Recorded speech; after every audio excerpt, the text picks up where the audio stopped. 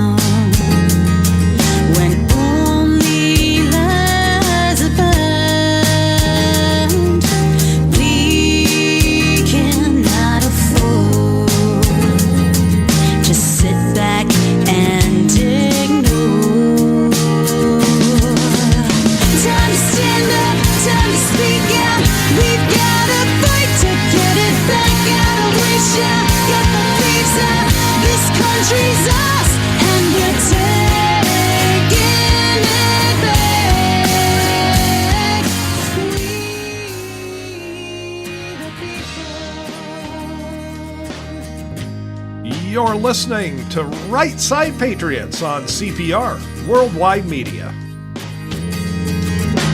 We, the people.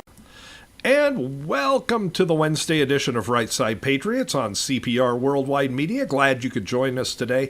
Craig Andreessen from the National Patriot with Diane Sori from the Patriot Factor. Diane, are the phones unplugged today? Phones are unplugged. The trouble I had to go through. I swear, guys, I have possessed phones. Now, here's the thing, folks. If you remember last week's show, at some point in the show, Diane's phone started ringing. She had the thing unplugged from the wall.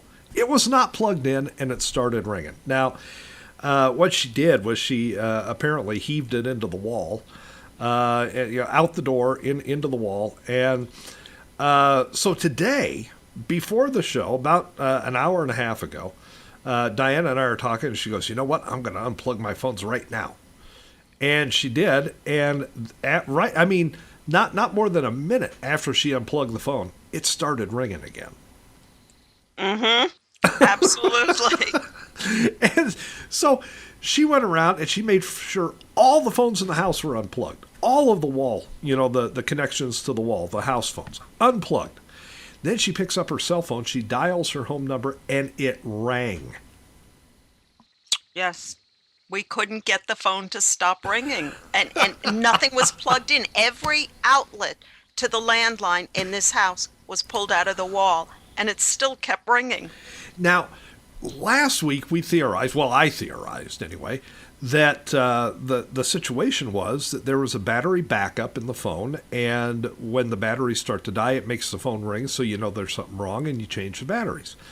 Turns out that's not it, because it's only ringing if somebody's calling it, and it's not plugged into the wall. Yeah. I mean, I don't get it. I'm out of explanations, really.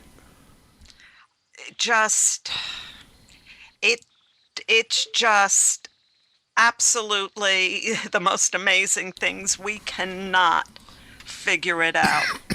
Cannot figure it out. And I mean, I thought I was a genius last week when I said, well, it's got to be the battery backup. I mean, obviously that's what it's going to be. Turns out, no, that's not what it is. True. And it's just ridiculous. It's just ridiculous. We can't figure it out. Finally, I had my son climb under my desk, under my office desk, pull at every wire that was under there. Well, and then eventually something unplugged. It's plugged into something that we can't figure out. Well, so here's what we've done, folks. Here's what we've done for today's show. Diane has taken all the house phones and buried them in a 6-foot deep hole in the backyard.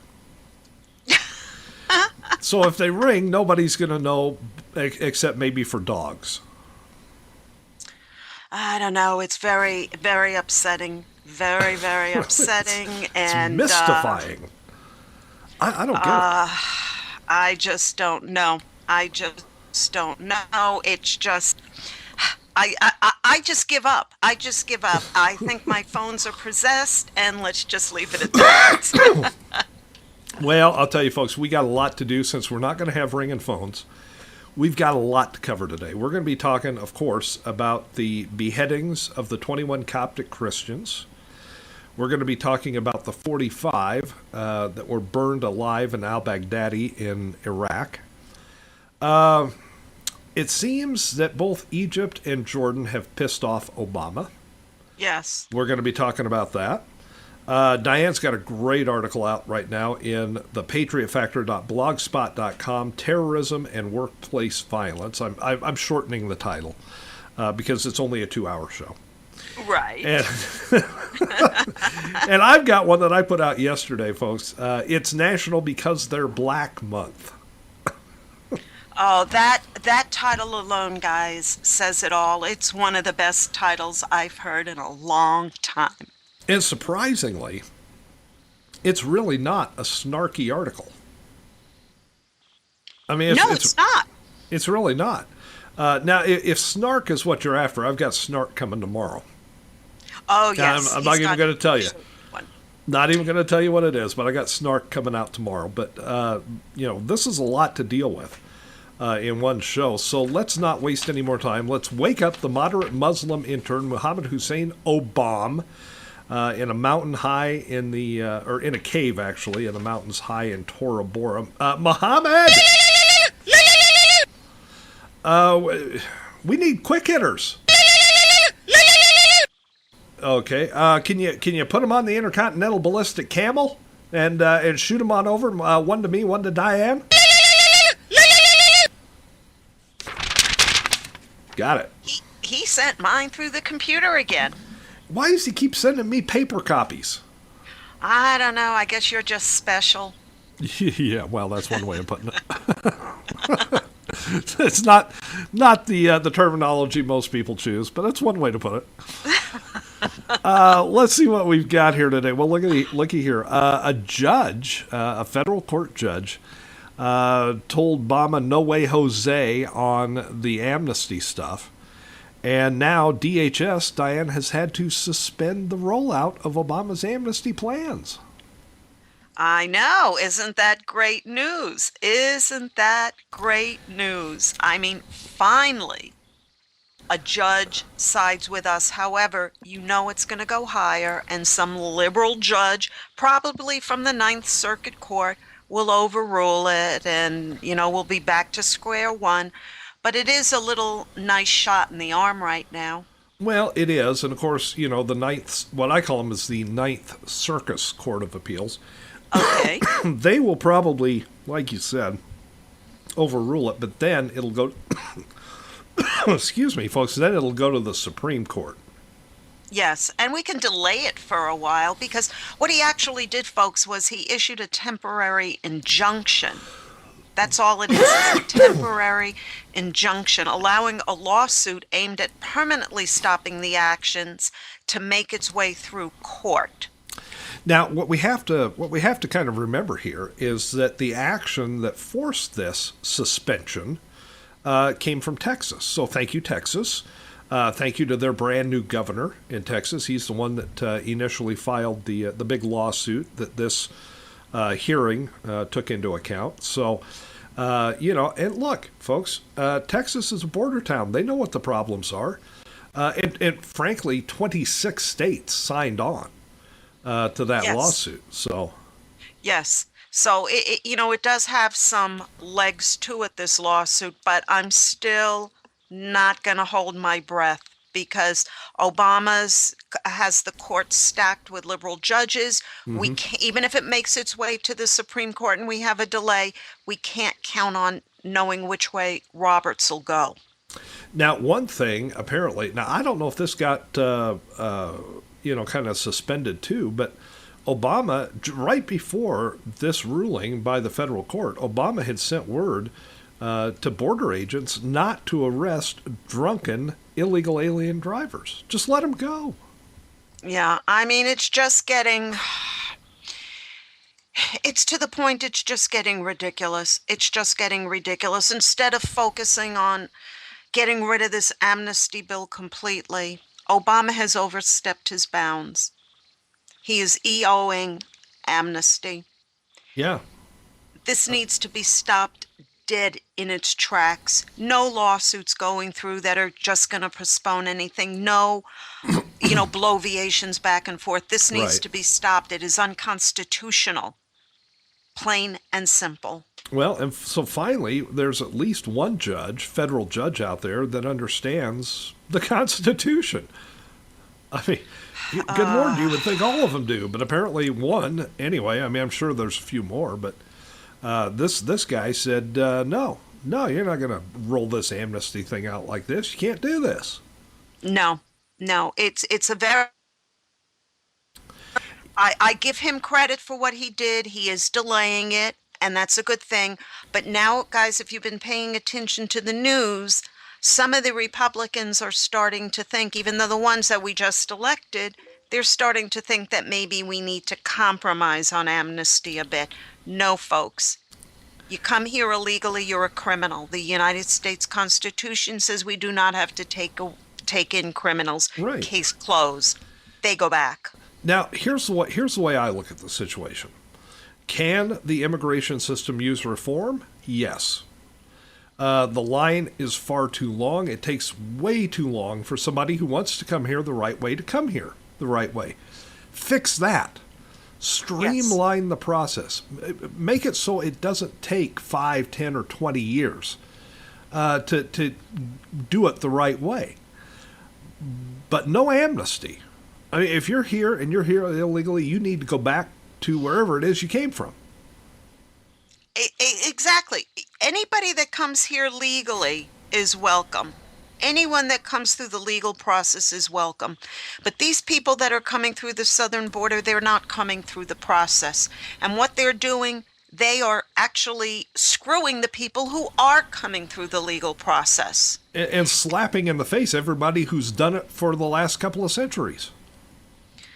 It's just so wrong on so many accounts. It's not even funny.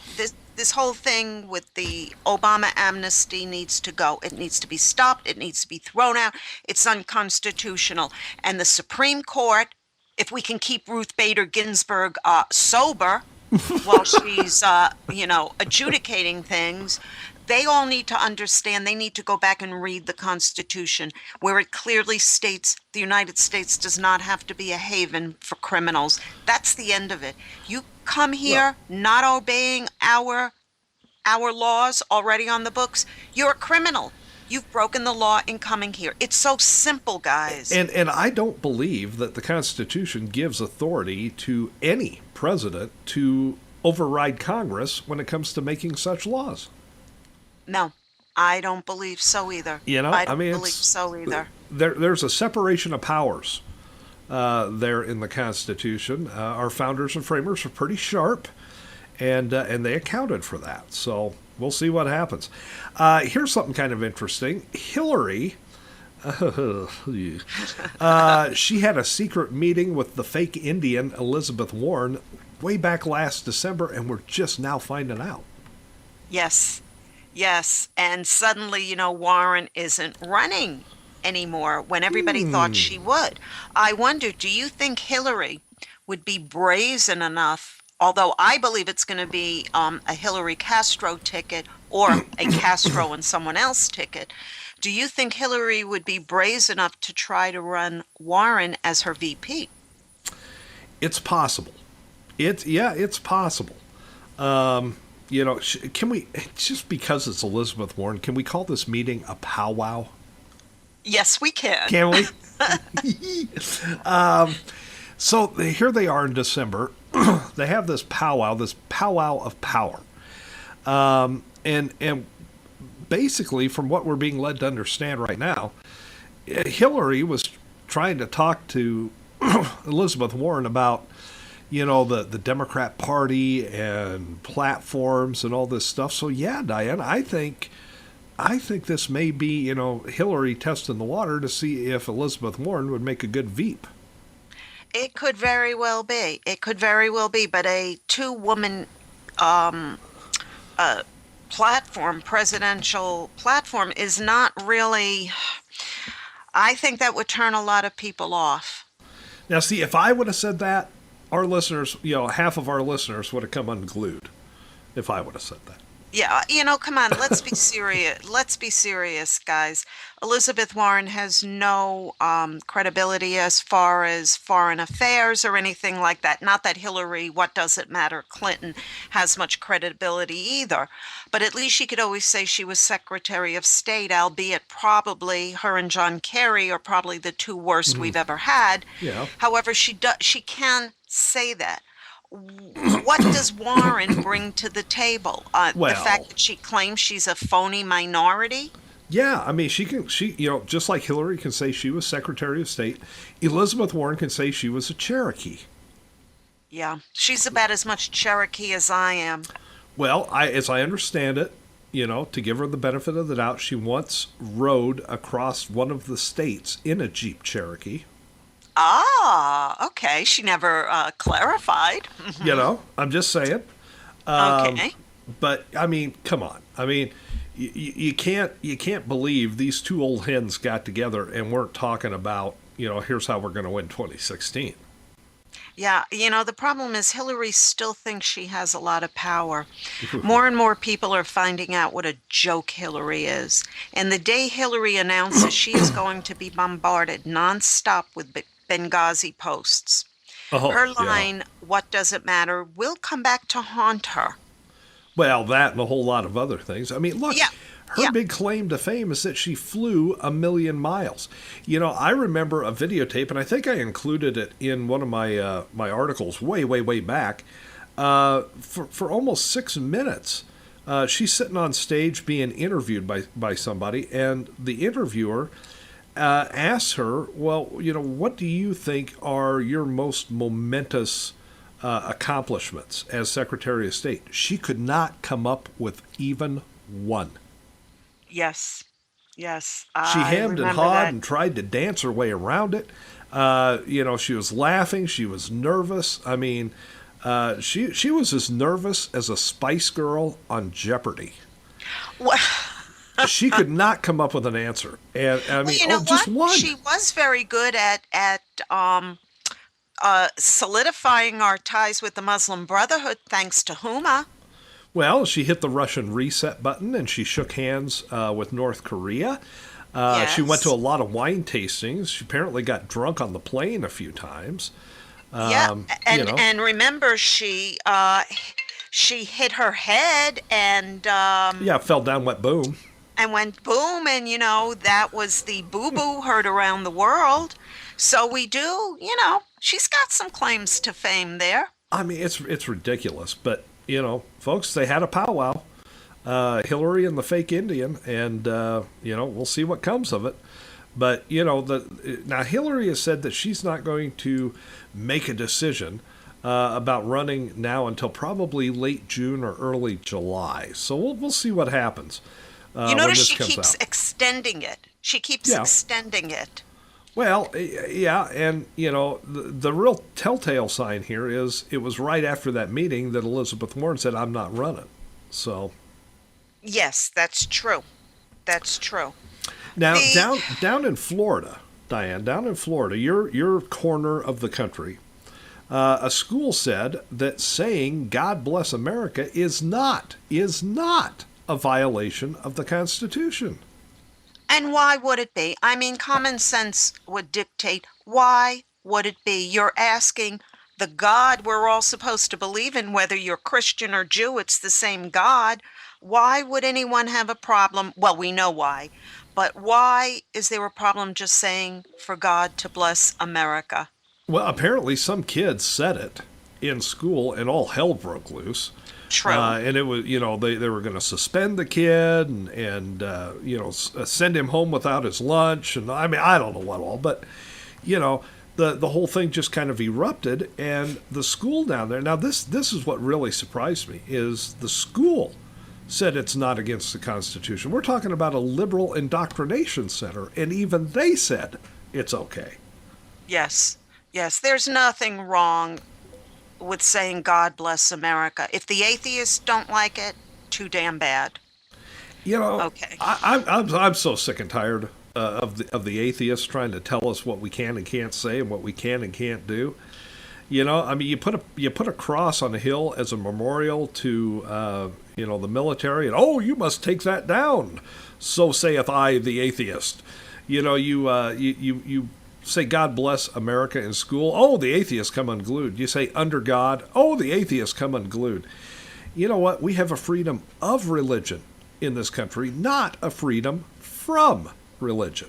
Exactly. Exactly. And these are the same people, that they want government out of everything they do, but they want to put government in everything everybody else does. But you know what the most grievous one was to me, Craig? What? Do you remember the 9/11 cross? Oh, yeah. Okay, I don't care if you're Christian, if you're Jew, no matter what you are. That cross meant a lot to the victims to the victims' families of 9/11, to everyone who lost friends or family at 9/11. It meant a lot to this country as a whole.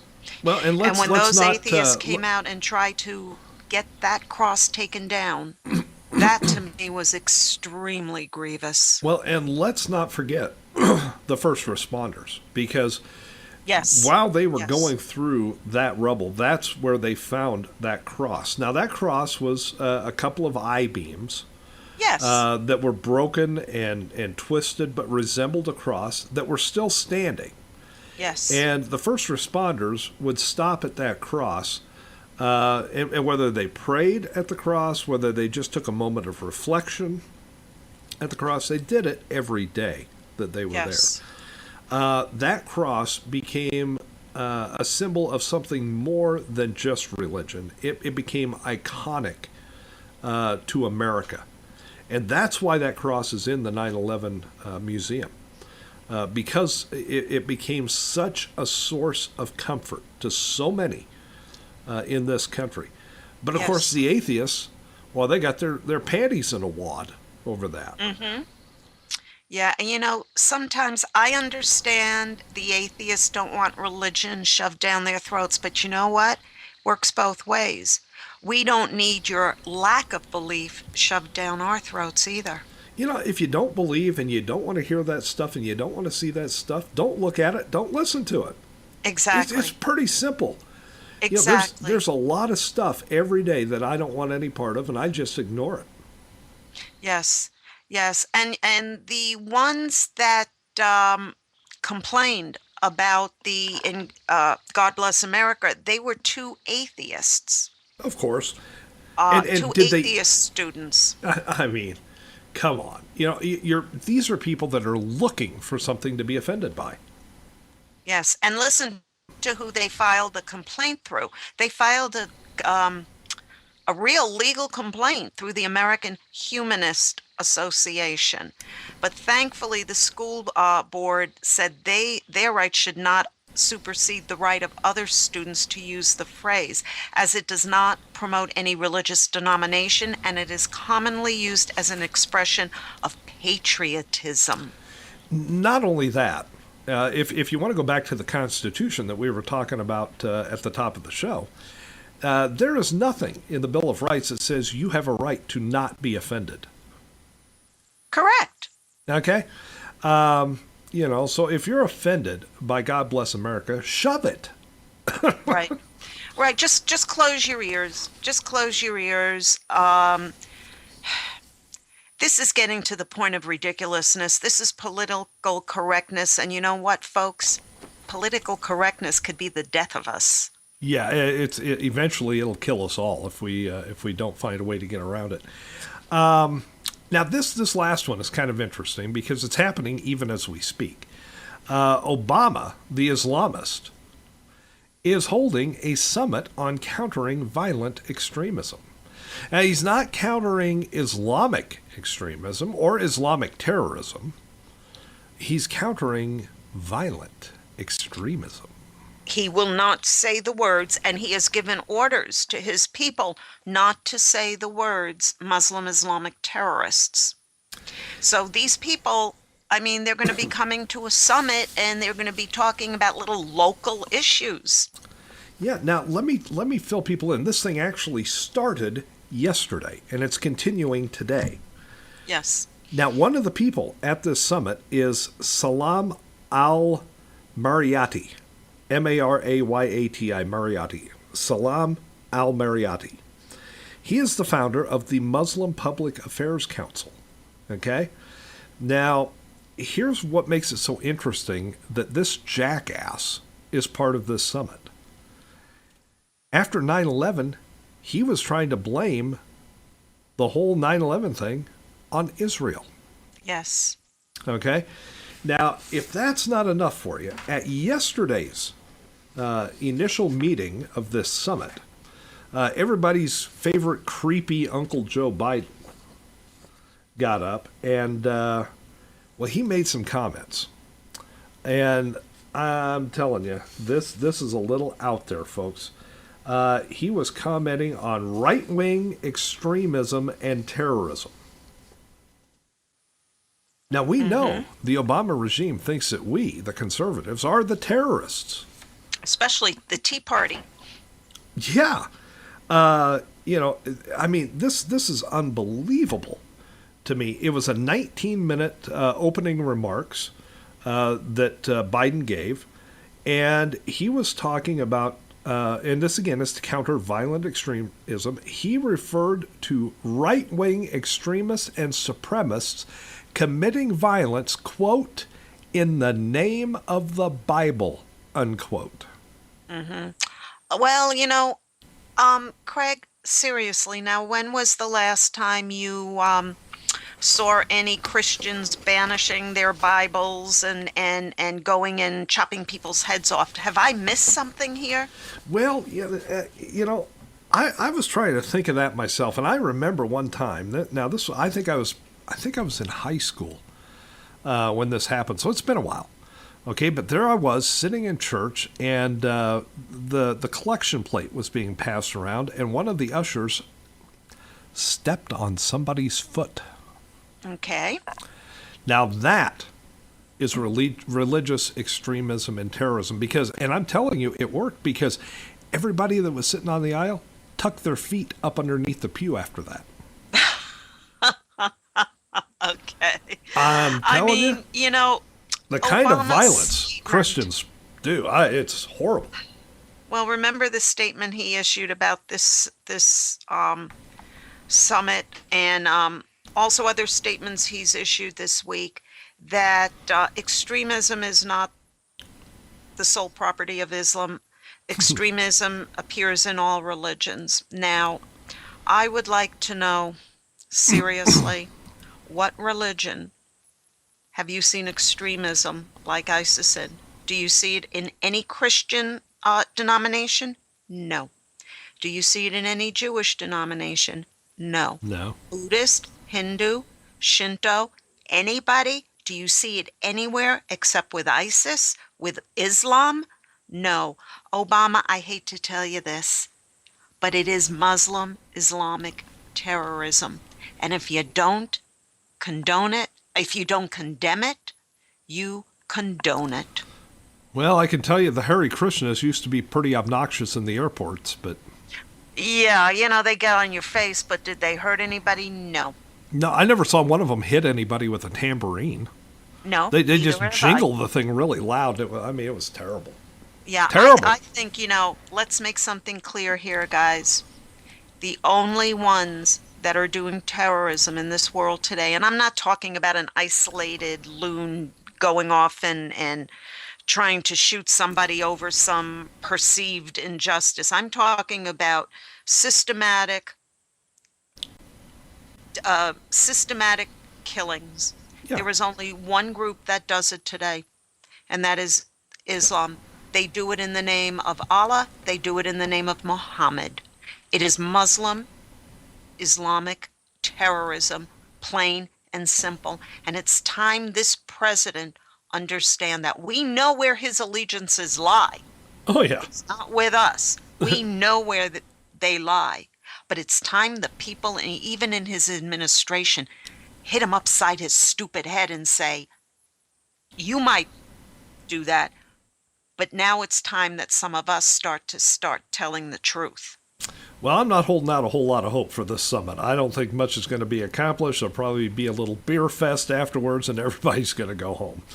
That's what I think. Absolutely. That's about the end of that. Folks, we're going to have to take a quick break right here, but when we come back, we are going to get serious. We're going to be talking about the beheadings of 21 Coptic Christians and the 45 who were burned alive in al-Baghdadi, Iraq. Folks, don't go anywhere. Diane and I will be back after this.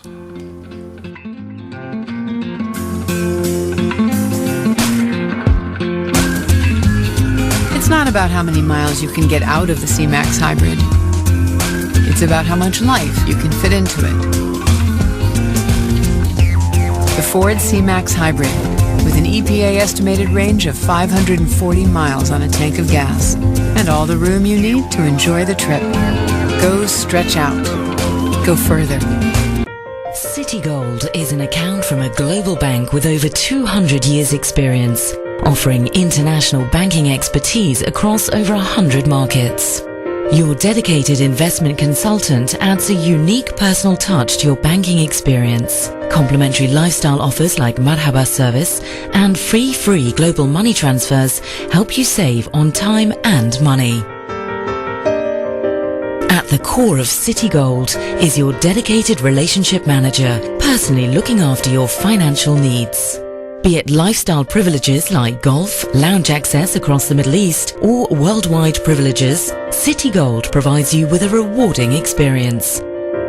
One card is all you need for all your Citibank accounts. As a Citigold client, you benefit from our international expertise and global reach. Citigold is more than an account. It's a personal banking service offering exceptional privileges, customer service and recognition worldwide. So wherever you are, Citigold will be with you.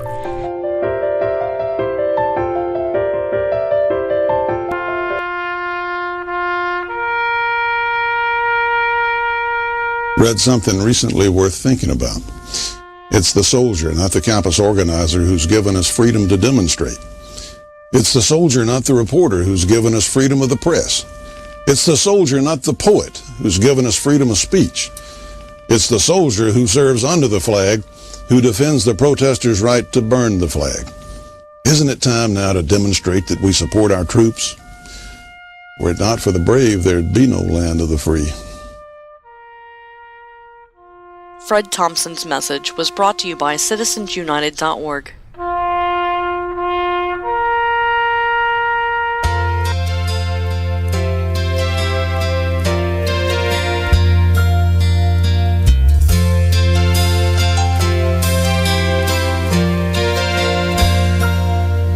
If tomorrow all the things were gone, I'd work for all my life, and I had to start again with just my children and my wife. lucky stars to be living here today. 'Cause the flag still stands for freedom, and they can't take that away. And I'm proud to be an American, where at least I know I'm free. And I won't forget the men who died, who gave that right to me. And I gladly stand up next to you and defend her still today. 'Cause there ain't no doubt I love this land. God bless the USA.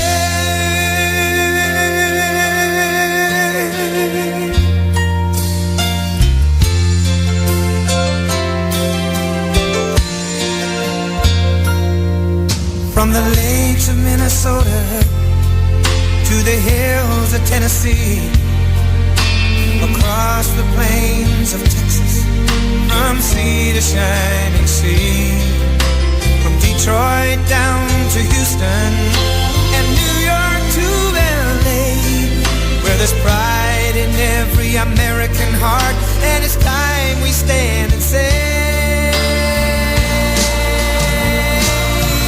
that I'm proud to be an American, where at least I know I'm free. And I won't forget the men who died, who gave that right to me. And I gladly stand up next to you and defend her still today. 'Cause there ain't no doubt I love this land. God bless the USA.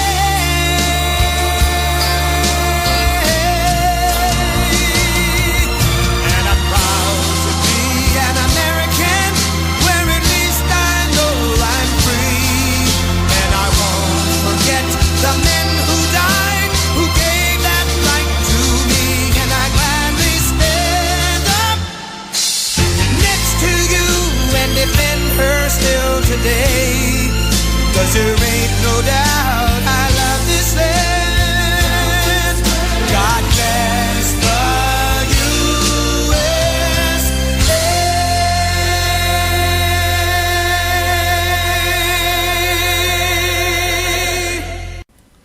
You know, I had to play God Bless the USA just to piss off the atheists today. I like that. Welcome back, folks, to Right Side Patriots. Craig Andreessen from the National Patriot, Diane Sori from the Patriot Factor. And Diane, we've had a couple more absolutely horrendous acts of barbarity at the hands of the Islamists. Hello, Obama, and the alphabets. The Islamist ISIS. Yes, the Muslim Islamist terrorists. Gotta call them what they are. Got to be clear. We got to be clear on that. Let's start with the 21 Coptic Christians. This, I mean, you know, I mentioned it when, a few weeks ago when the Jordanian fighter pilot was executed by being burned alive in a cage, that ISIS had changed their style, let's say. Not only had they not burned anybody alive in a cage, but I'm talking about the slick video that they produced of it. And I'm telling you, folks, they did the same thing with this beheading of these 21 Coptic Christians. Now, we put that video. That video is up on our Right Side Patriots site. Yes. I also included it in the article that I have out today in the National Patriot. Folks, Diane and I keep telling our readers and our listeners right here on CPR that you can't hide from these videos. You've got to watch these videos. Not because you need to become addicted to ghoulish, ghastly things, but you need to know, you need to see what this enemy is doing. It's going to piss you off. Yeah, it's one thing to hear about it. It's one thing to hear, oh, a head was cut off, a body was burned alive. But unless you really see it, you can't understand it or the mindset of the people who can do these type of things. Some people, I put up that video. almost immediately upon its release, and I put it up on my timeline on Facebook. And I got, the usual, oh my God, these people are animals, this and that, the normal. But I also got many people that said, we don't need to see this. We're civilized. We don't need to see this. But it's because we are civilized that we do need to see this. You need to understand the enemy that we're facing. This is not just a war of guns and bullets like we're used to. This is a war between the civilized man and savages. And the sooner people understand that, and you can only understand it by looking at it, you can't bury your heads in the sand and be apathetic anymore, because you know what? If they do get here, the first ones that will die will be the apathetic and the sheeple. The thing is, you can't distance yourself from what's going on. Yeah, I understand it's halfway across the world. Okay, I get that. But you can't distance yourself from it. You can't hide from it. You can't just say, oh, no, thank you. I don't want to see that. People really need to see this, because it's going to take seeing this type of thing to galvanize America against this enemy. Yes, and remember, Craig said it's halfway around the world. Yeah, it is, except with one exception, and that exception is Colleen Hufford, the one who was beheaded by a follower of Islam. In Oklahoma. It's creeping Oklahoma. Here. It's coming, folks. But I mean, this was yet another example of ISIS taking the next step. Now, these Coptic Christians, all 21 of them, were from Egypt. These were Egyptians. And, and we're going to get into the Egyptian response to this a little bit later in the show. But this is proof that they're not just going after Westerners. They're not just going after Israelis. They don't just want Americans dead. They want anybody dead, regardless of where they're from. France, England, United States, any Western country. They want Arabs dead that won't follow their ideology of death and genocide. Yes. Now, I've had some people ask me, what were these Coptic Christians doing in a country like Libya? Because Libya is, while Gaddafi said he disavowed terrorism, it was still a breeding ground for terrorists. Mm-hmm. People need to understand that when Obama started the Arab Spring, which actually became an Arab horror, he caused great economic instability throughout a region that already was not totally stable, economy-wise. Yes, it had oil, but it wasn't a totally stable economic region. And as such, the people from those countries, like Egypt, they couldn't find work in their own countries. So they went to the oil-rich but manpower-poor countries like Libya to look for work. And what happened was, with these 21, these were good men who were there trying to make money to support their families. But they did it in a part of the world that's totally gone mad.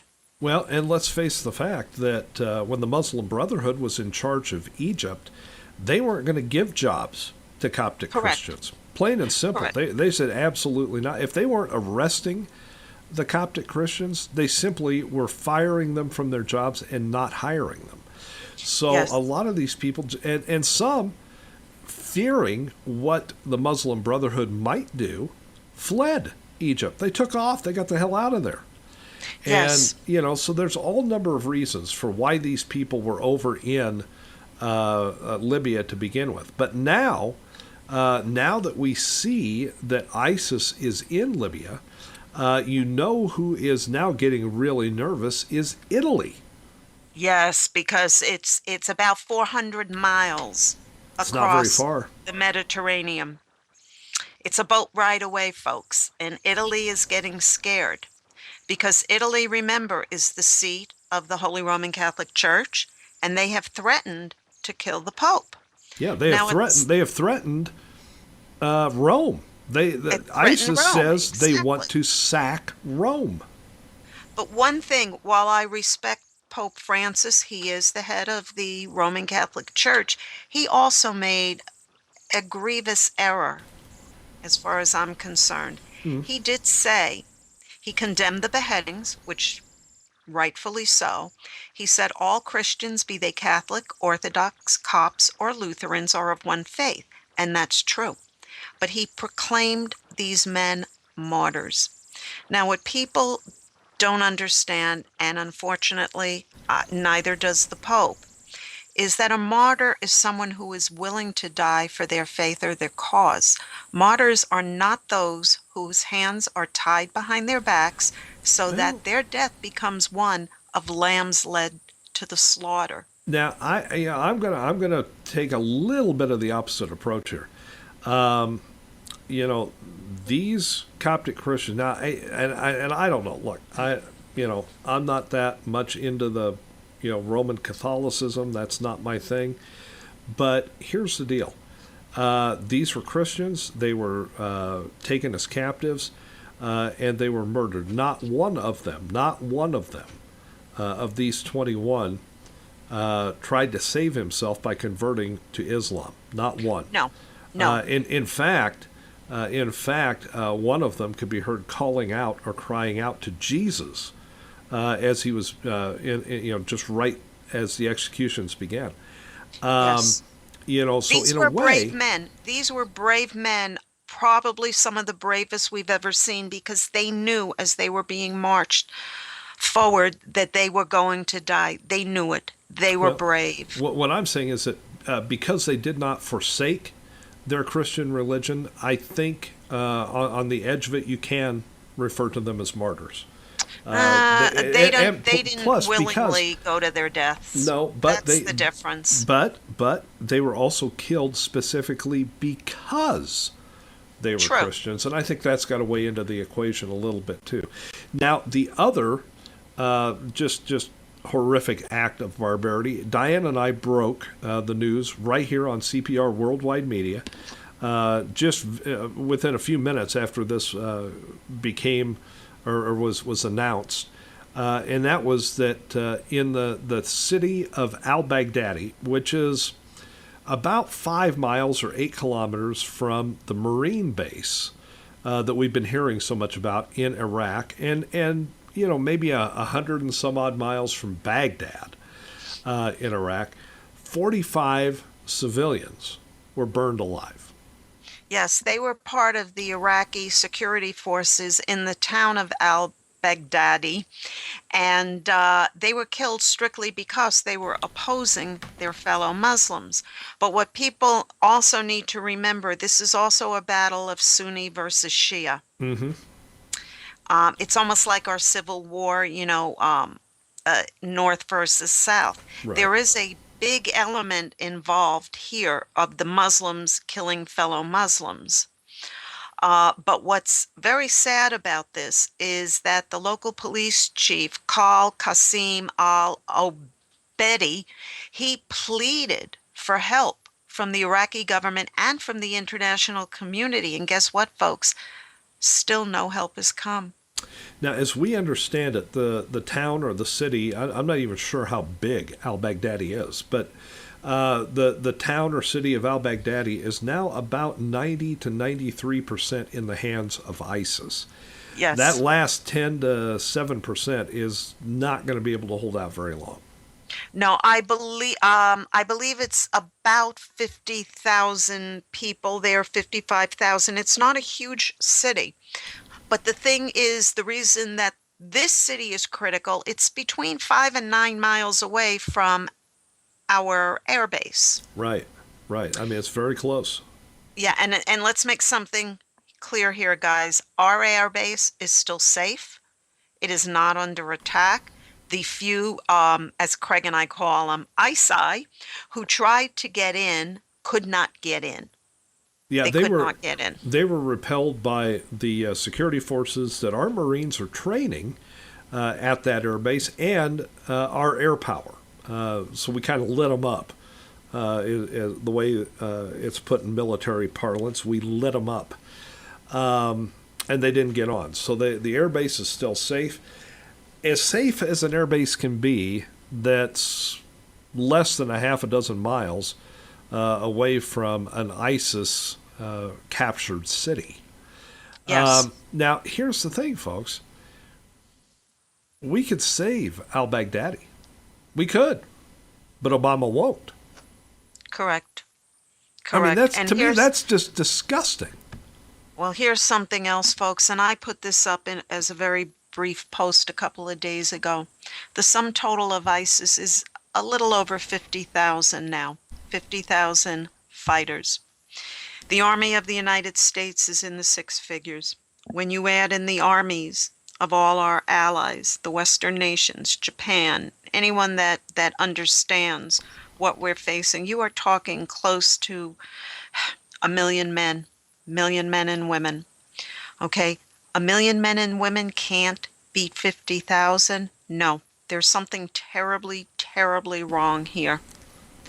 And that's because, in my opinion, the leaders of these countries, not just Obama, but some of the others, have sold out. Well, and I think there's something to that, Diane, and I think there's also a lot to the fact that so many of these countries in these situations look to the U.S. for leadership, and they're not finding it. No. A lot of these countries would be willing to join in something, but they don't really have the ability to lead this type of thing, and they're looking for a country that will lead. Now, you remember when George H.W. Bush was in office, and we had the first Iraq War, and he built a coalition, a huge coalition involving the Arabs to fight that. Yes. Obama and that's couldn't what build we need to do again. Yeah, Obama couldn't build a coalition of tiddlywink players. I mean, no. And basically, folks, it's because he doesn't want to. It's not that he doesn't have the ability. He just doesn't want to. This battle with ISIS, contrary to what certain in the administration say, this is a battle of numbers. It's 50,000 versus almost 1 million altogether. We're talking about armies going in with their hands untied, doing what they need to do. Yeah, you can bomb from the air. Bombing from the air is not going to get rid of ISIS.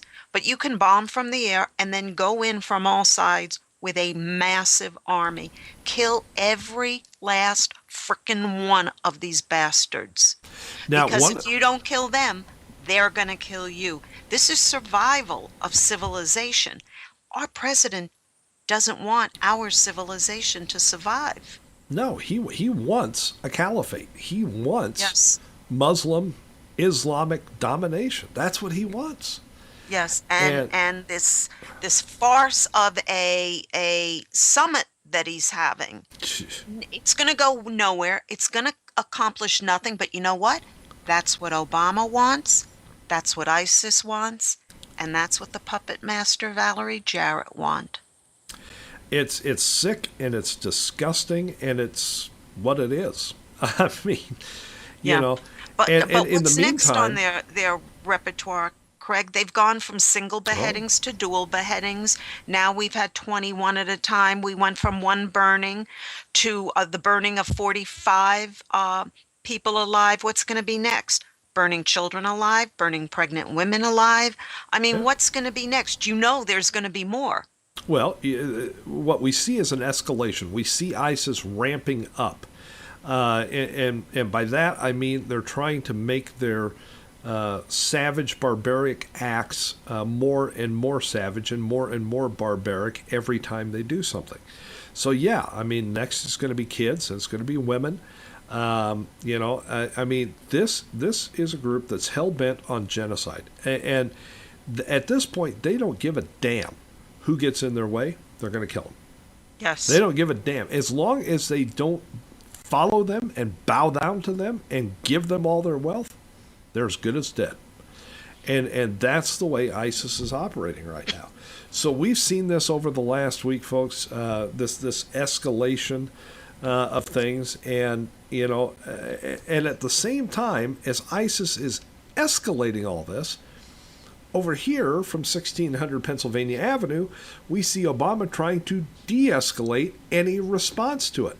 Obama is blaming the wrong people. Joe Biden is blaming the wrong people. Valerie Jarrett is blaming the wrong people. The mainstream media, the left-wing lapdogs of the mainstream media are blaming the wrong people.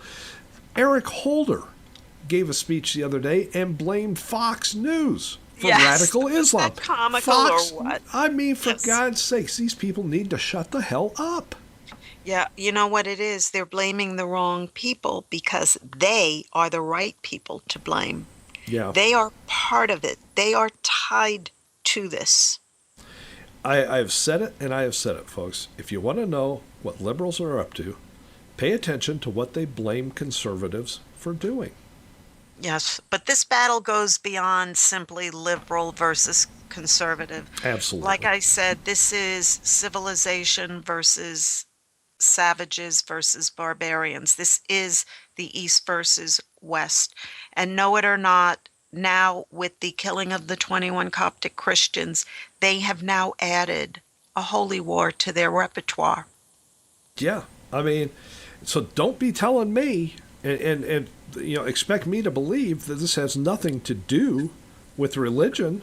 When you single out 21 people, every single one of them a Coptic Christian, yes. Don't tell me this doesn't have anything to do with religion. Now, Islam is not a religion. Islam is an ideology. But they're basing this on other people's religions, because other people's religions will not adhere to their 7th century ideology.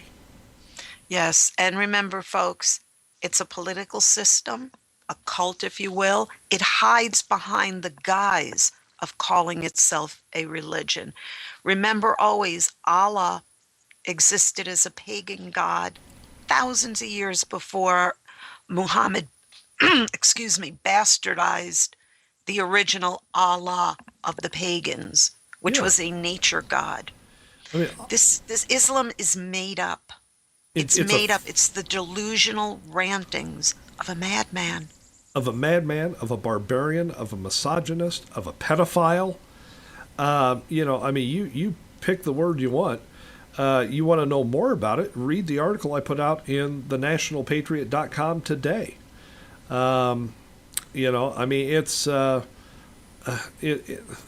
This goes beyond savagery. It goes beyond barbarianism. ISIS is a cult of genocide and death. That's all it is. And they do this in the name of Islam, so don't blame me if I direct my ire towards Islam. It ain't the Buddhists, it ain't the Sikhs, it ain't the Hindus, it ain't the Hare Krishnas, it ain't the Jews, it ain't the Christians. No. It's Islam. Islam, plain and simple. And we know this president will never acknowledge that because he's part of it. He is a Muslim. Because this man stood up at a prayer breakfast and condemned Christianity, the very faith he professes to belong to. Remember, folks, there's not one church in this country that has any record of him ever converting from his original and continuing Muslim faith.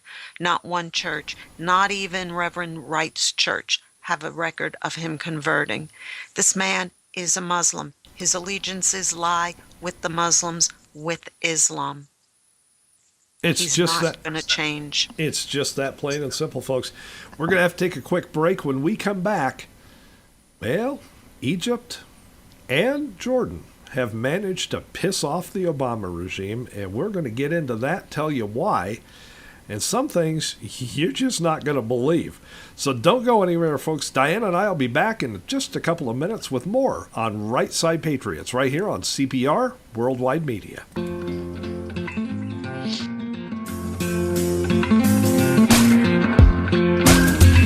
The design of the Ford Escape is clearly intended to grab your eye. Oh, and your foot. Huh, ain't that a kick? The Ford Escape with the foot-activated liftgate.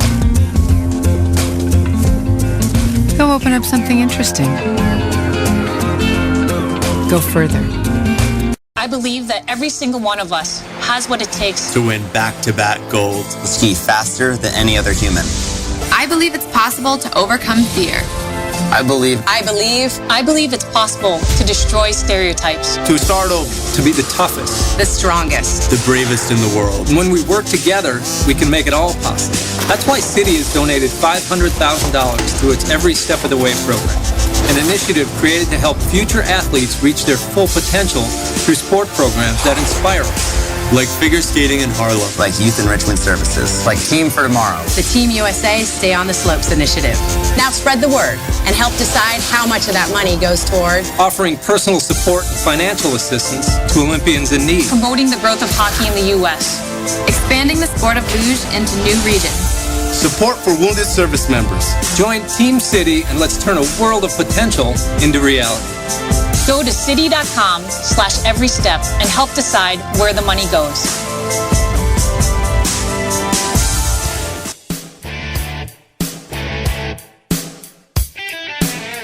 We at the CPR Worldwide Media Network, your constitutional patriot radio station, would like to take a moment to reach out to a portion of our listening audience. To the NSA, the mainstream media, to liberals masquerading as conservatives who would like to see us off the air, and to those who are spinning their wheels trying to take us down, we have a special message just for you. At the CPR Worldwide Media Network, we're happy to be your 24/7, 365 obsession because, while you have your little panties in a wad, we're speaking truth to power, telling real conservatives what you don't want them to hear, the truth, and we're not gonna stop. Now then, back under your collective bridges with the rest of your fellow trolls, and oh yes, thanks for listening to CPR. This is a station identification moment. You're listening to CPR Worldwide Media, a division of CPR Media Network, coming to you live right across the planet. Check out our website at www.cprworldwidemedia.com and our Facebook page at facebook.com/CPR Worldwide Media. This is CPR Media Network, coming to you live from the USA. Well, looky here, a new listener. Hey, this ain't your little sister's radio station.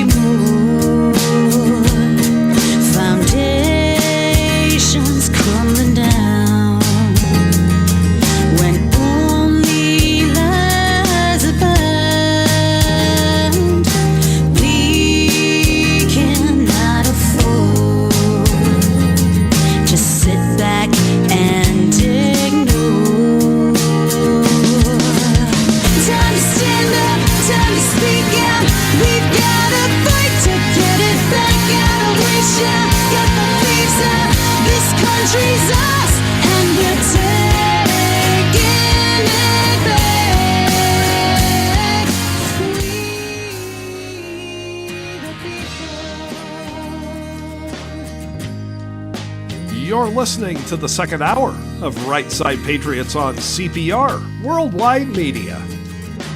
We,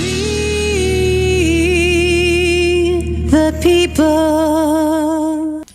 And welcome back to Right Side Patriots on CPR Worldwide Media. I'm Craig Andreessen from the National Patriot. She is Diane Sorey from the Patriot Factor, and together we do comprise the Right Side Patriots. Now, Diane, if people have missed any part of the show for any reason, they can hear it again tonight at midnight right here on CPR, and maybe even later and on another day. What you want to do is go to cpiworldwidemedia.net, take a look at the schedules, find out when you can catch the rebroadcast of this and other CPR shows. Let's talk about Egypt and Jordan, because apparently the Obama administration, the regime, is pissed. It seems, Diane, that both Jordan and Egypt, who are both now actively bombing ISIS sites have done so without permission from Emperor Obama.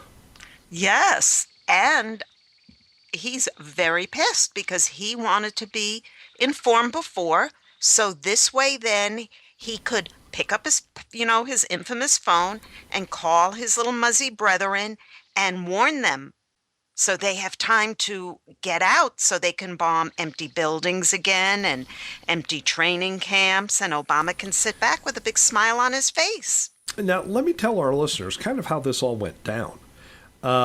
After the pilot was burned alive, the Jordanian fighter pilot, Jordan their military went to Obama, went to the U.S. and said, we need some specific intel on ISIS sites so that we can, literally bomb the hell out of them. And the Obama regime said, no, we're not going to help you with that. Then, just a few days ago, after the beheading of 21 Coptic Christians from Egypt, El-Sisi, who has had enough of this crap, he went to the Obama regime and said, we're going to light the fires and kick the tires and send our jets over there. Can you tell us a couple of good places to hit? And again, the Obama regime said, no.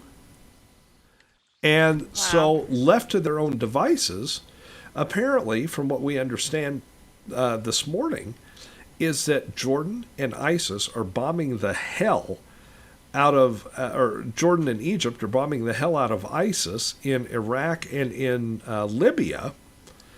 And they didn't go to Obama and tell him, hey, we're going to do this.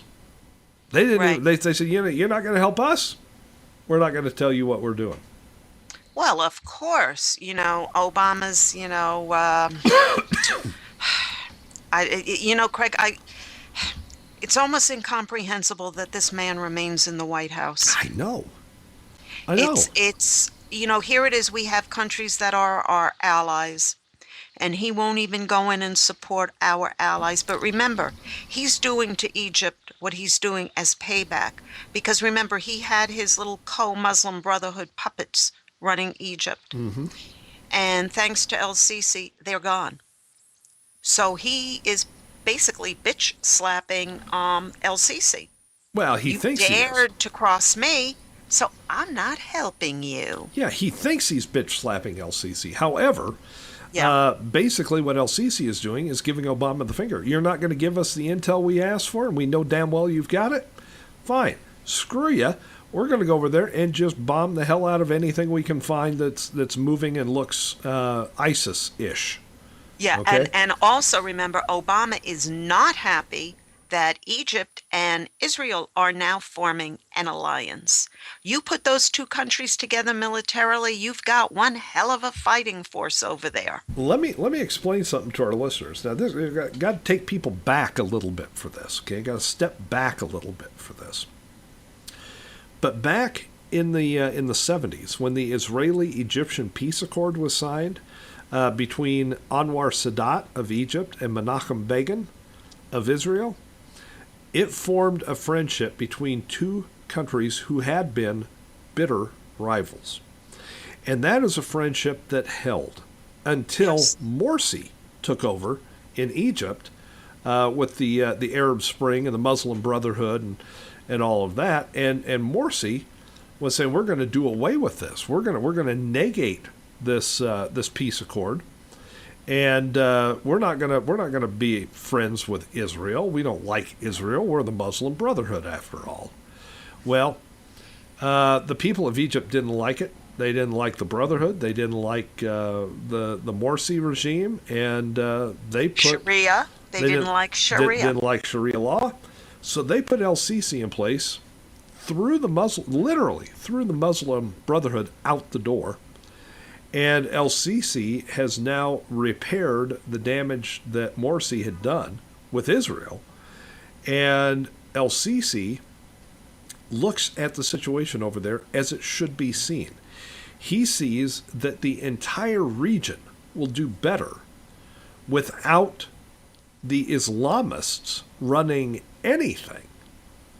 And he's looking at Israel and saying, I'm with you. Israel, Yes. I am with you. Egypt is with you. We will help you. We will help protect you. We will share information.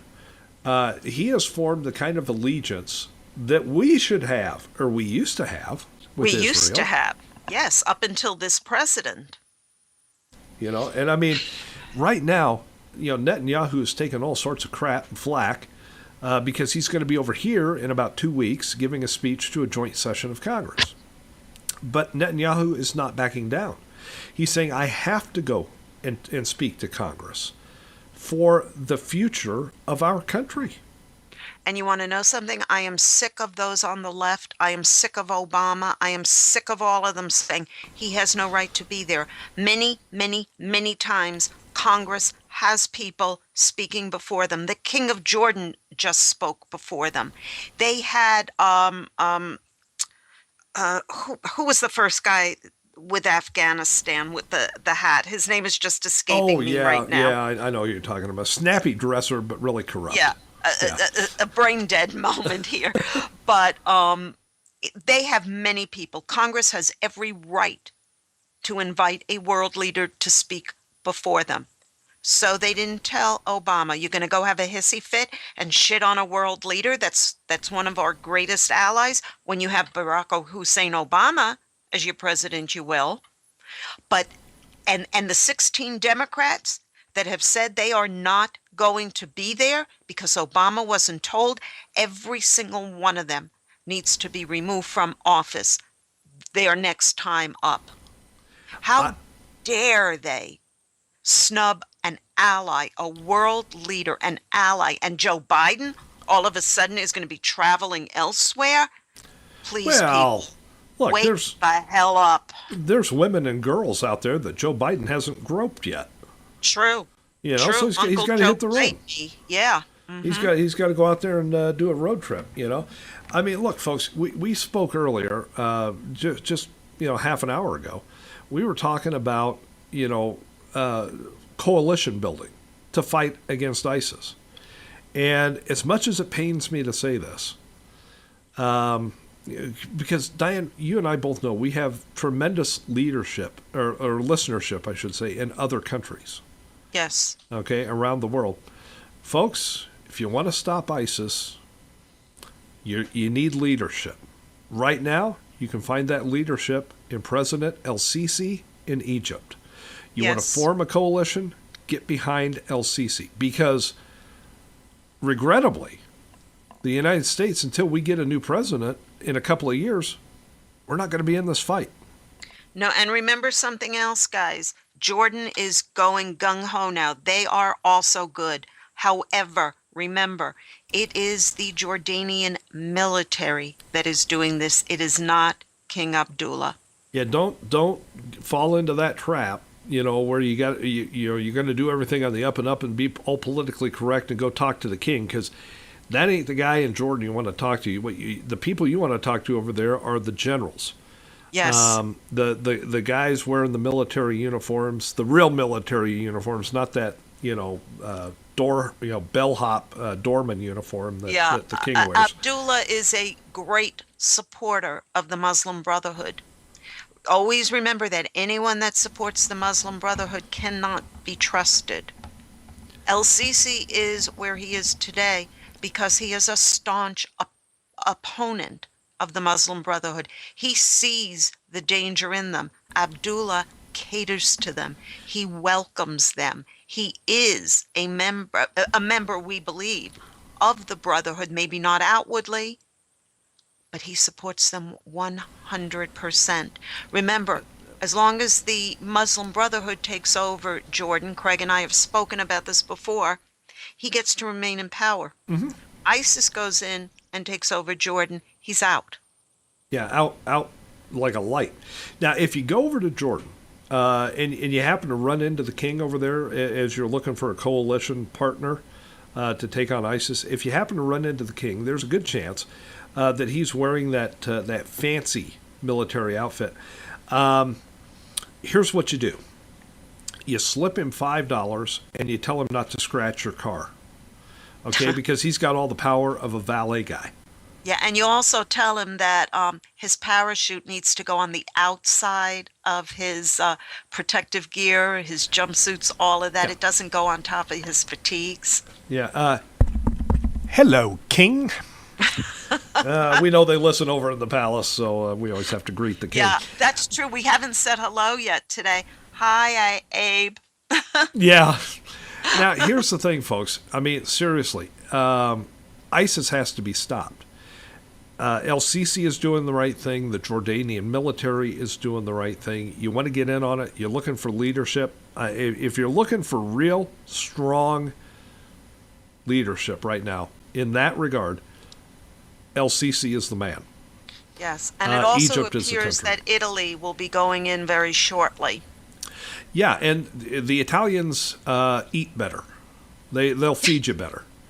Okay. But you do Lot of know, cream Craig, there sauces. is some members of our military veterans who have now gone over to the Middle East to fight ISIS. Well, as you know, now here's what's being publicized out there, folks. There's handfuls, a few dozen. Okay, but that's not what we're hearing, Diane and I. That's not what we're hearing behind the scenes. We're hearing thousands of former U.S. military people. People who were honorably discharged, served our country well. They see the dire nature of what's going on in the world right now, and they know the root cause of this is ISIS and Islam. And they are going into those parts of the world to help. Now, I'm going to leave as anonymous our source on this, but we've got it from a pretty good source that it's literally thousands of former U.S. military people that are over there right now. And Godspeed to them because, they can help. They can make a big dent in a lot of this problem. But where we are right now is that Egypt, just this week, went on the rampage over there in Libya, bombing ISIS positions and ISIS strongholds in Libya. And the Obama regime is livid because Egypt did not share with them that we are going to... Not only did Egypt not say where they were going to drop the bombs, Egypt never even told Obama when they were going to start dropping the bombs because Obama gave them the finger when they came and asked for intel. Now, I can't blame Egypt or El-Sisi for that at all. I mean, this is one of those things where you've got to act and react quickly. If the Obama regime is not going to pass along the intel, then you're going to do what you got to do, and to hell with the Obama regime. We're not going to be able to take part in this militarily, I don't believe, until we get a Republican president in office. Okay. No, I don't think we are either. Because basically Obama actually is keeping us safe to some degree in the fact that he is the president. As long as he is the president, our response to ISIS is being manipulated. If he wasn't our president, if we had a strong Republican, if Mitt Romney had been the president, ISIS probably would have been taken care of by now because he would have formed a coalition with Egypt, with Israel, with the Jordanian generals, and anyone else who wanted to go on board. It would have been over and done. By having Obama still in office, you can see just from the facts that ISIS is not being stopped. 50,000, and our American army can't get them? Well, and I mean, here's kind of that protection factor that Diane's talking about. Obama's one of them. Yes. Okay? He's an Islamist. He's a Muslim. He's one of them. And I would not be a bit surprised that there's some deal out there that exists that as long as Obama's running the show over here, ISIS is going to stay over there.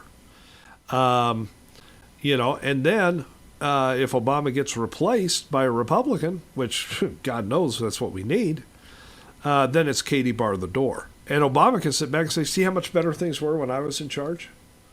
I mean, This is the hideous nature of this Obama regime that we're dealing with right now. It's absolutely insane, but it just kind of is what it is.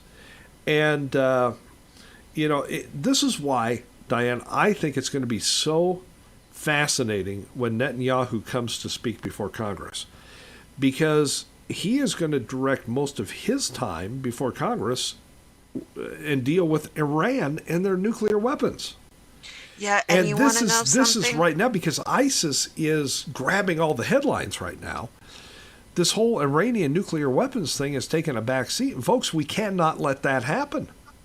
Well, let me tell you something else that kind of fits into place with this. While we're all focused on ISIS and getting rid of ISIS, we get rid of ISIS 1, 2, 3. We have created a vacuum in the Middle East. Mm-hmm. That vacuum could very easily be moved in with Iran. This could be one of the objectives. We keep going with ISIS. Iran gets in through the back door. Well, and this is why this speech before Congress by Benjamin Netanyahu, the Prime Minister of Israel, is so important, because he sees that big picture. He understands that big picture. I mean, he's literally at the front doorstep of it. He is ground zero for what Iran wants to do, but Iran's not going to stop there. Iran, they want to be a major player, and Iran already has weapons delivery systems that can hit Israel. What they're building right now is to get over here. Okay?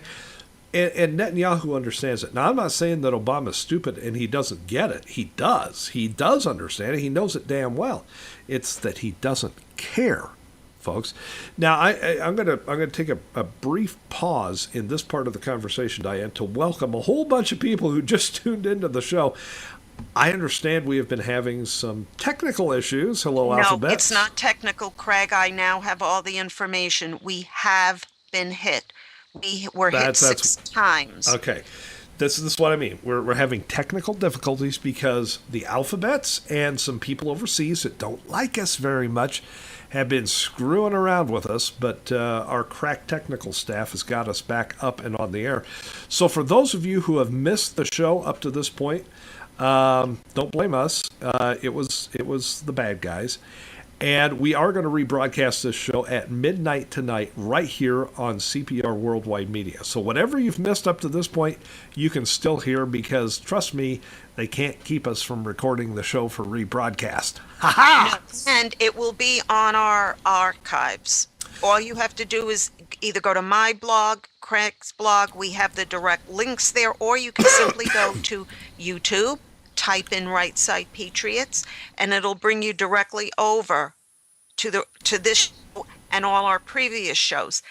They knew what we were going to speak about today. Now you heard. I just want to tell people, you heard Diane's voice just kind of squeak there, kind of a wheep. Okay, that was another one of those little attempted hits. So, folks, look, we've got their attention. If we weren't over the target, we wouldn't be taking flack. Thank you, Lieutenant Colonel Alan West, for that. Yes.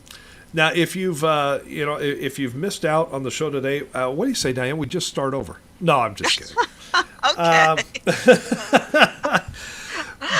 No. I think we have to move on to some exciting things that will be coming up. Well, let me just say, without knowing for sure, we'll find out later, and we'll let you know on Saturday when we do the show on Saturday.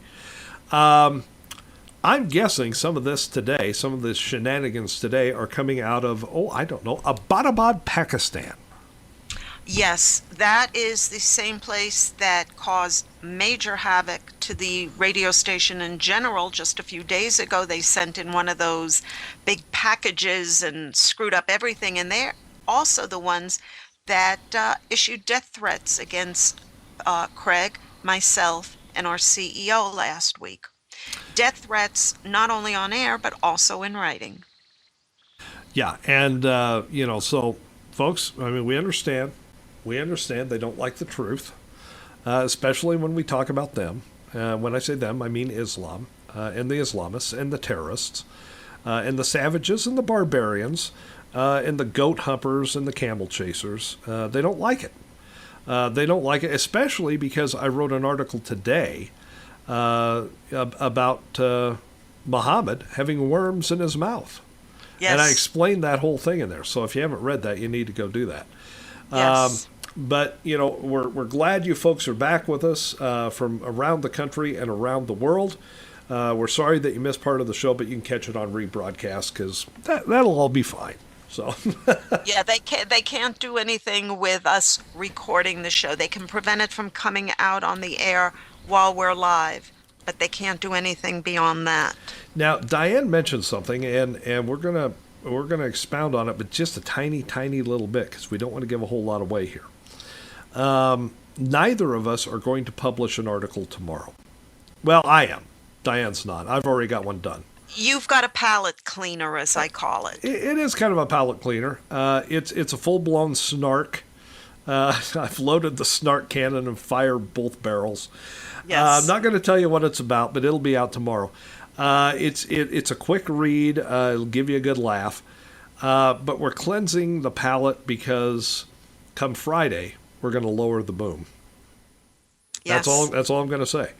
We're going to lower the boom. And then on Saturday, on this very show, Right Side Patriots, from 11 to 1, we're going to talk about lowering the boom. Yeah, we're going to put, Craig and I are known for connecting the dots. Well, guys, we've connected some dots. And like Craig says, it's going to lower the boom. And you think we're being attacked now? You ain't seen nothing yet. Yeah, come Friday and Saturday, it's going to be enemies both foreign and domestic. Yes. Put it that way. Yes. And for our intrepid crew at CPR Worldwide Radio, that's your warning. Yes.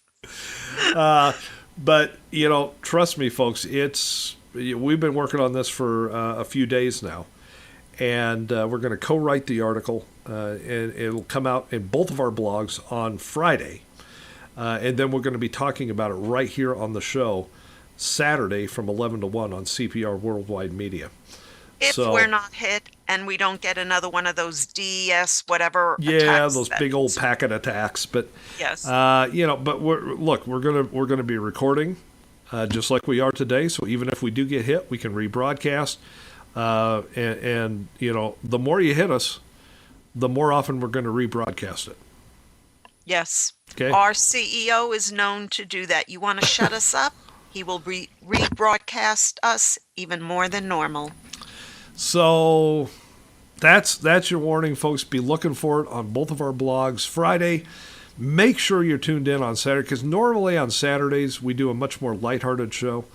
And we will have a little fun in the show on Saturday, but the bulk of that show is going to be dedicated to this very serious article that we are co-writing, and we are going to stir up some crap. I'm telling you right now. Yes. And but it's crap that needs to be stirred up. People need to be woken up, and these people that are doing what they're doing, they need to be stopped. Here's the way I explain this. When people ask me about things like this, most people are standing up so close to the picture, all they can see is the individual dots. And there's a dot there, and there's a dot there, and there's one over there on that side, and there's one up there, and there's one down there. Okay, what Diane and I are doing is we're standing back far enough to see the whole picture and connect a whole bunch of the dots.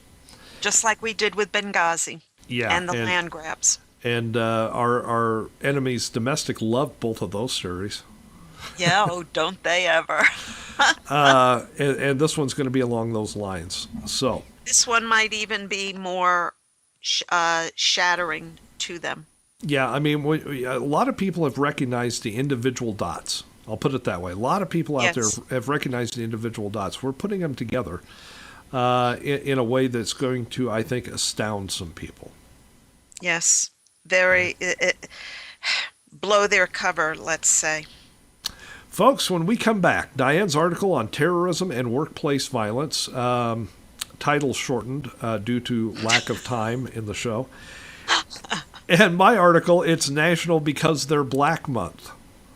Oh, that one. Just that title, guys. Just that title. And I know the title sounds snarky. The article is not. Folks, don't go anywhere. Diane and I will be back after this. We hope you come back too. However dark the night, however dim our hopes, the light is always there within you. His family gave him hope. You fight harder than those other guys, and you win. His spirit gave him strength. We're gonna die out here. You're not dying! And in his darkest hour, Who is the Olympic athlete? his faith would not be broken. Hello, Mother and Father. This will be the first time in 2 years that you'll have heard my voice. I wish you all a Merry Christmas. Your loving son, Louis. On Christmas Day, experience the unbelievable true story of one man's journey home. You can take it. You can make it. Just gotta believe you can.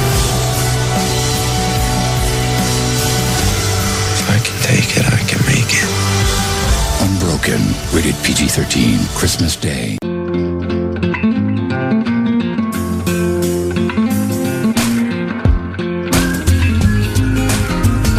The most amazing thing about the Ford Fusion isn't the way it looks.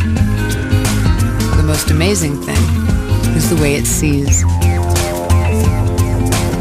With blind spot technology, a lane keeping system, and a standard rear view camera, the Fusion is ready for whatever comes your way. Go prepared. Go further. Why do cities shine so bright? It's the glow of opportunities, of ideas bouncing off one another, of countless people, every one of us, striving to succeed. Right now, in cities everywhere, ideas are being born. New thinking that will put us in awe of what people are capable of. That's what lights cities up. And helping people and their ideas to burn even brighter, so that communities, businesses, and you and I can grow. What if a bank made that its job? For more than 200 years, Citi's job has been to help empower people and business. Now, around the world, it's wherever people gather, wherever ideas come alive. It's wherever you are. The world's city. The moment you connect, you're no longer in control. What does this guy want? No claim, no statement. We're facing a nuclear meltdown. This is only the beginning.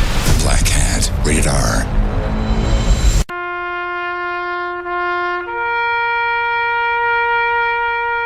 Read something recently worth thinking about. It's the soldier, not the campus organizer, who's given us freedom to demonstrate. It's the soldier, not the reporter, who's given us freedom of the press. It's the soldier, not the poet, who's given us freedom of speech. It's the soldier who serves under the flag, who defends the protesters' right to burn the flag. Isn't it time now to demonstrate that we support our troops? Were it not for the brave, there'd be no land of the free. Fred Thompson's message was brought to you by citizensunited.org.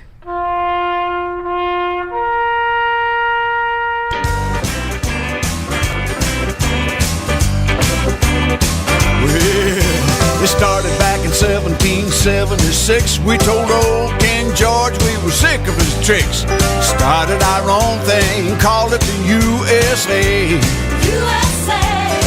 Yeah, things went fine till 1864. We had a little falling out called the Civil War, but we got through that, and once again we were on our way.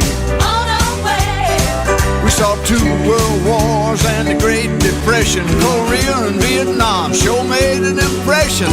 Presidents lied to us on TV, but look at what we got today. It's an abomination. Yeah, that's what we got. It's an abomination. And you can like it or not. You can't forget about how we did it yesterday. Obama is changing things and doing it his way. And all that I can say is, it's an abomination. Yeah.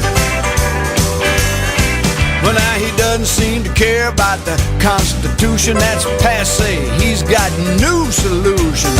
And no need to bother Congress. They just get in his way. With executive orders and a room full of czars, he's taking over banks and building our cars. He wants to run health care and control our take-home pay.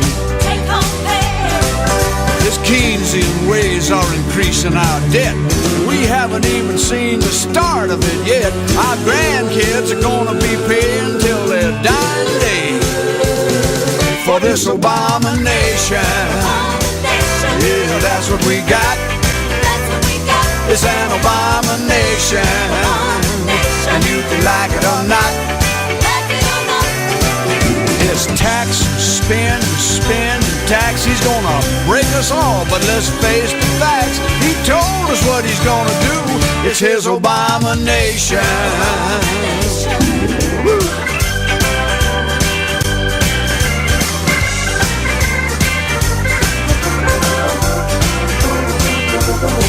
Well, he bristles at liberal or socialist. He prefers progressive, but you can bet on this. No matter what you call it, friend, it's an Obama nation. Yeah, you know, I think he wants to change USA to USSA, United Socialist States of America. Ha! Well, das vidanya, comrade. Woo! Have mercy. Hey, you with the Obama sticker on your bumper. How is that hope and change working for you? You know me, I'm just hoping I'll have some change left in 2012. But that. Oh, you gotta love Ray Stevens and the Obama Nation, don't you? It's kind of apropos right now, I'd say. Folks, welcome back to Right Side Patriots on CPR Worldwide Media. We're glad you survived that short break. We're glad we survived that short break. Guys, you need to know we had 6 attacks. And we know where they came from. From the start of the show. Yeah, and we know where they came from. We were able to track them. We've got good people that know how to do that. And so we know where that stuff's coming from. Yes. But we don't give up. They want us to give up, but they can't stop us. Now, Diane, you've got a great article out right now over there at the patriotfactor.blogspot.com. I would let you read the entire article, but then we'd be out of time. Yeah. Especially if you read the headline. Yeah, the headline, Terrorism, Workplace Violence, and a Traitor Occupying the White House. That's all the time we've got, folks. Thanks for being with us today. No, I'm kidding. Basically, what I did, guys, is you need to understand that everything coming out of Obama's mouth, everything coming out of this administration is hypocrisy. And unfortunately, our Muslim sympathizing media helps this along. And what I did in this article, basically, I really wish you'd go and read it because, like Craig said, it is long. It's too long, really, to go into. But I took the incidents in the kosher supermarket attack against the Jews in Paris. I took the incident with Kayla, how the media is making her Little Miss Sunshine, spreading her fairy dust of peace and love all over the place, when we have now proven, and Craig did a great article on this, she was anything but. She was an Islamic sympathizer. I took that. I also took the recent killing in North Carolina of the 3 Muslims, who the media, again, is making out as moderate, perfect shining examples of Muslims. Yeah, they're shining examples, all right, of Islamists. I got a hold of the tweets of the man that was killed. They would shock you guys. They would shock you. I do have an example of one of them in my article. And I also have some of the cartoons he's been passing around. I took those and showed the hypocrisy of Obama saying that they were just folks in Paris. He never called them Jews. I took the hypocrisy of the media making Kayla Little Miss Sunshine, and I took the hypocrisy of the media turning this Islamist into a shining example of moderate Muslims who we know don't exist, because if you don't condemn, you condone.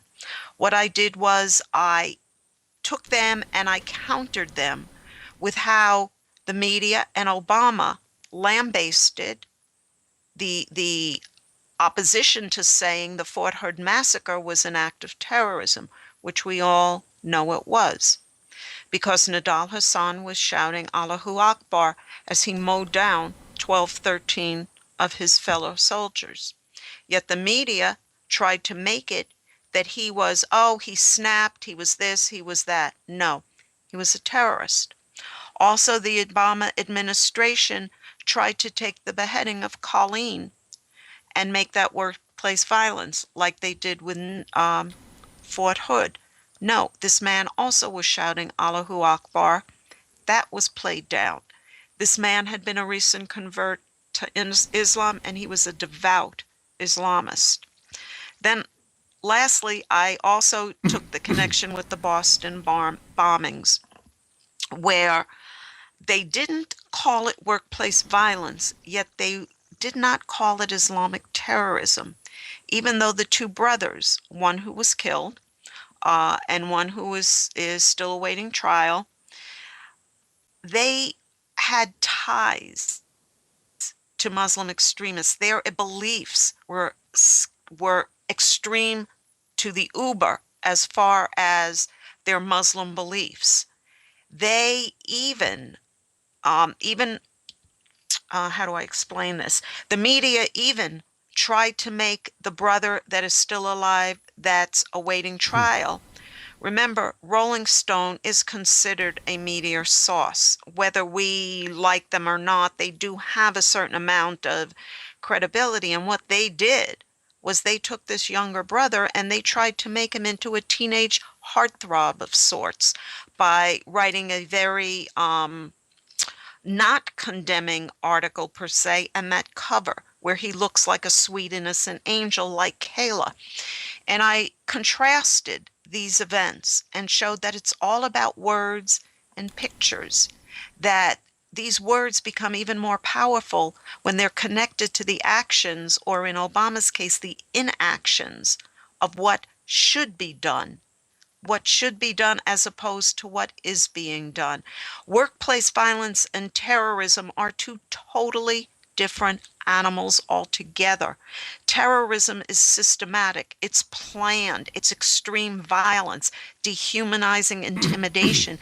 Workplace violence is usually a self-perceived vendetta against a company or against an individual working for a company.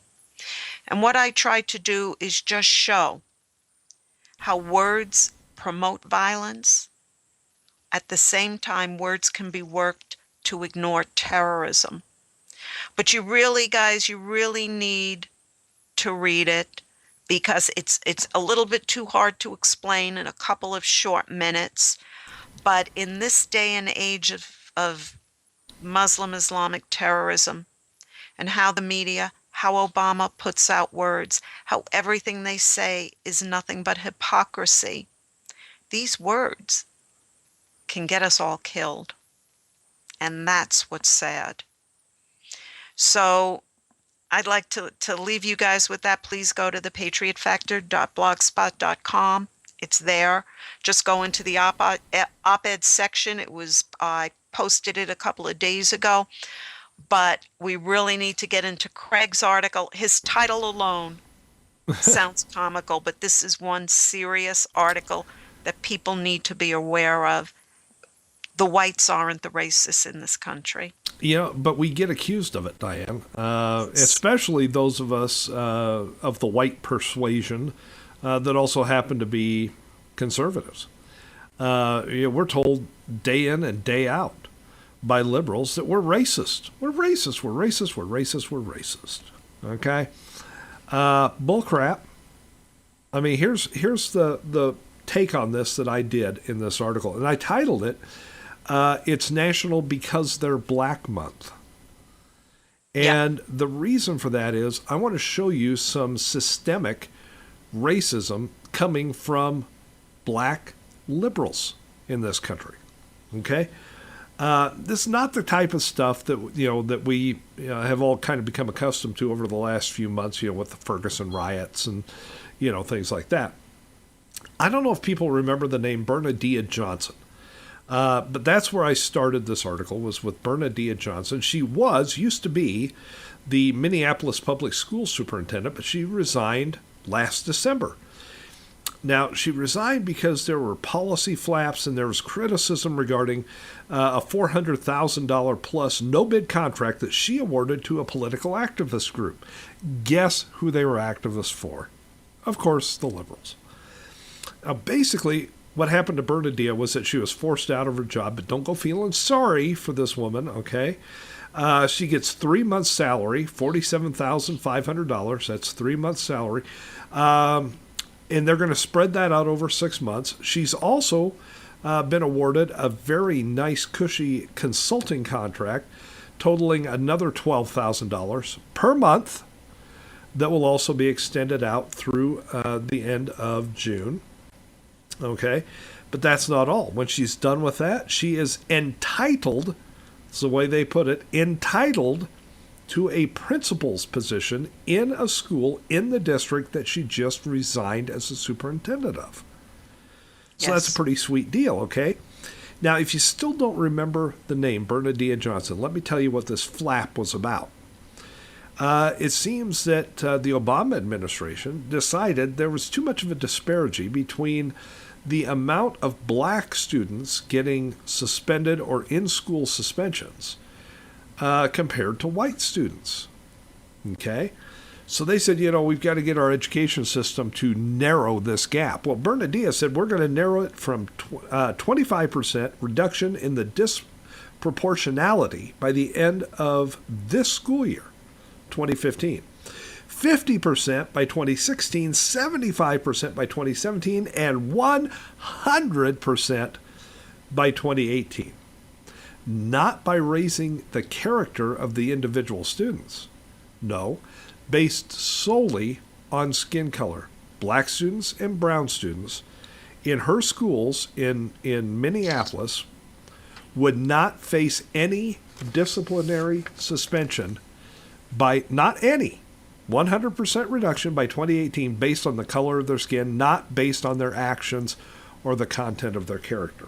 Now, that is the same type of thing that we are seeing, a willful breaking of the rules. You just make the rules up as you go, and that's what Bernadette did there. It's Bernadette Johnson. She made up the rules as she went, based on nothing but skin color. She made up the rules. Just like Obama is making up the rules on amnesty. Now, Obama's doing this amnesty thing. We talked about it earlier in the show. It's been put on hold now because a judge said, oh, no, you don't. But, Obama's, plenty pissed off about that, and he's going to try and find a way to weasel that thing back in.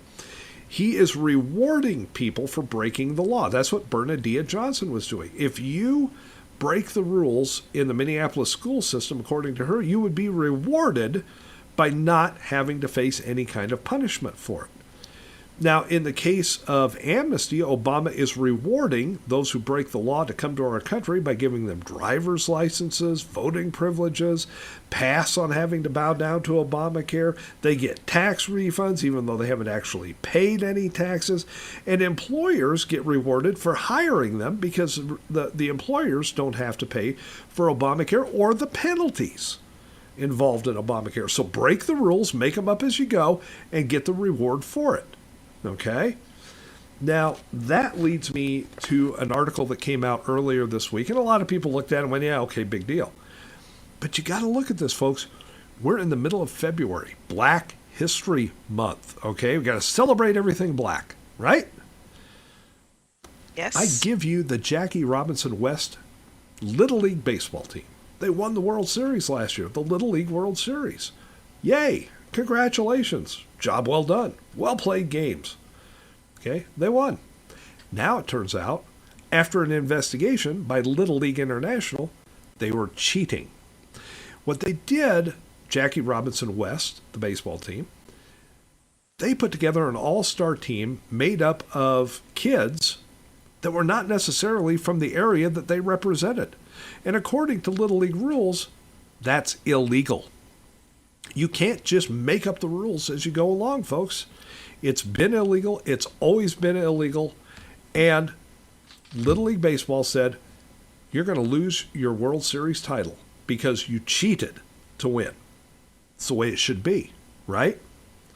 Well, not so fast. Because this team, Jackie Robinson West, is from, guess where? Chicago. And who's the mayor of Chicago? None other than Rahm Emanuel, right? Mr. Never Let a Crisis Go to Waste. Okay? He plans to give this Little League team, Jackie Robinson West, championship rings, one to every member, in the next month. Okay? Even though they've been stripped of their title for cheating. And according to the Chicago Sun-Times, let me quote them, quote, the mayor, who earlier this week appealed to the president of Little League International to reverse his decision to strip the kids of their hard-earned championship title, plans to present the rings to the team at a ceremony at next month's city council hearing, unquote. Quote, Mayor Emanuel believes it is unfair for the organization to have punished the children who did nothing wrong, unquote. Let me tell you something. These kids knew they shouldn't have been there. They knew they weren't in the area represented by Jackie Robinson West, and they came anyway, and they played anyway. And the rest of the kids, they knew it too. You break the rules, you pay the price. Little League International is sticking to their guns on this. You know, the only reason that these people, Bernadina Johnson, Jackie Robinson West, Obama, the only reason they're getting away with this, folks, is because they're black. Okay? That's the dirty little secret that nobody else wants to talk about in all of this. We're not the racists. Bernadina Johnson is a racist. If you're a black or a brown student, and if Bernadina Johnson was still the superintendent of the Minneapolis Public Schools, by 2018, you would not face any punishment for anything you did wrong. Fights you got in, damage you did to the school, breaking of rules. The only reason you wouldn't get in any trouble is because you were either a black or brown student. Hello, that's racist. Okay? Jackie Robinson West, the baseball team, well, we can't take away their championship. It's an all-black team. That's right, Jackie Robinson West, the all-black Little League baseball team. Can't take away their championship, especially in the month of February. It's Black History Month. We must give them their trophy and their rings. Why? Because they're black? Because this is National Because They're Black Month? Let me tell you something. If this was a team of mixed race, if it was an all-white team, and they did the same thing, you wouldn't see liberals standing up saying, give them their trophy and give them their rings. No, no, no. But it's an all-black team, so yes, yes, yes. Folks, there's a lot more in that article than that. If you want to read it, you can go to thenationalpatriot.com, give it a read. Make sure you go over to Diane's Patriot Factor, patriotfactor.blogspot.com. I'll get it out. Yeah. It's almost as long as the title of your article. And make sure you read hers. I mean, that article that Diane wrote is fascinating. It's a direct compare and contrast. And it is absolutely stunning what you'll see there. Now, in the couple of minutes we have left, Diane, because we only have about 2 minutes left. Okay. Once again, I've got a snark-laced article coming out tomorrow at thenationalpatriot.com. It's a palate cleanser. Yes. Something to kind of lighten the mood, something to kind of get away from the heavy stuff. But come Friday, Diane and I are going to be co-writing an article. We're going to publish it in both of our blogs on Friday. And on Saturday, right here on CPR Worldwide Media, we are going to be discussing that article in depth. It's an article that is going to get some attention. It's going to get some negative attention from the regime. Probably going to get some negative attention from over in Abbottabad, Pakistan. Yes. This is a very hard-hitting article. We are connecting the dots. People have seen the individual dots. They have not connected them the way we are.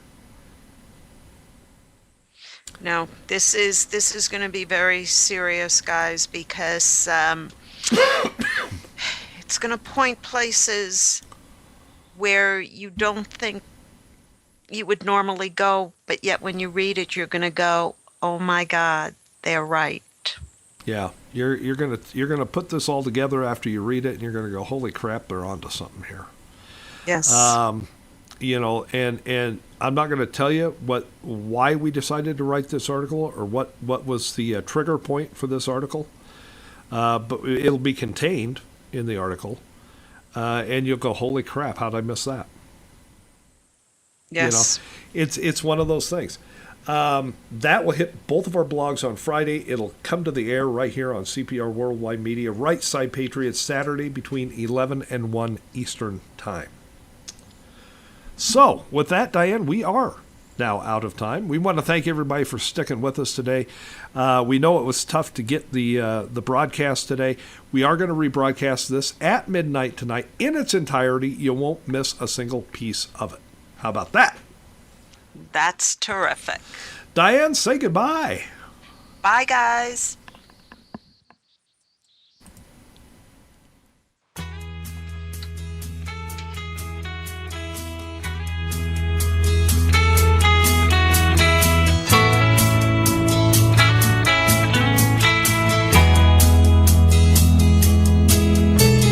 Fast on a rough road, riding high through the mountains, climbing, twisting, turning further from my home.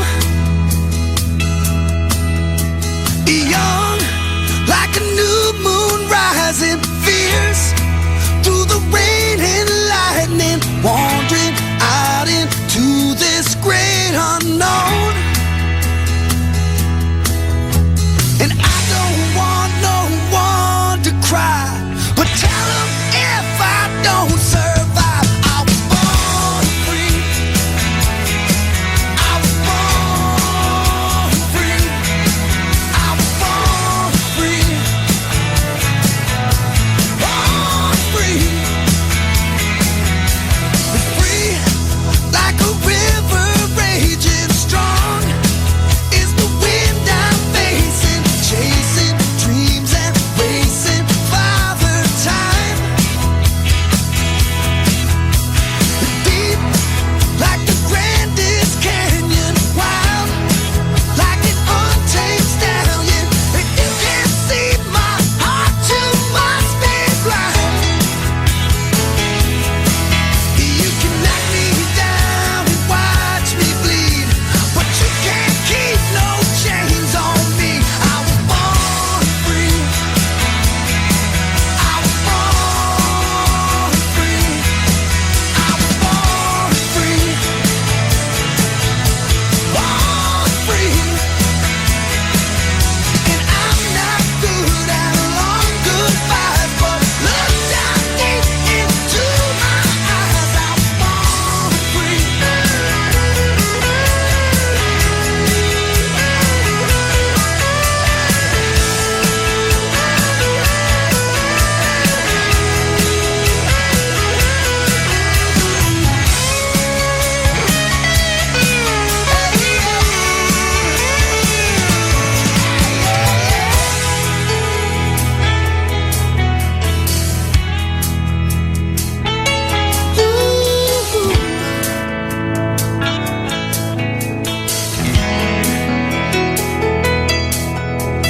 Calm, facing danger, lost like an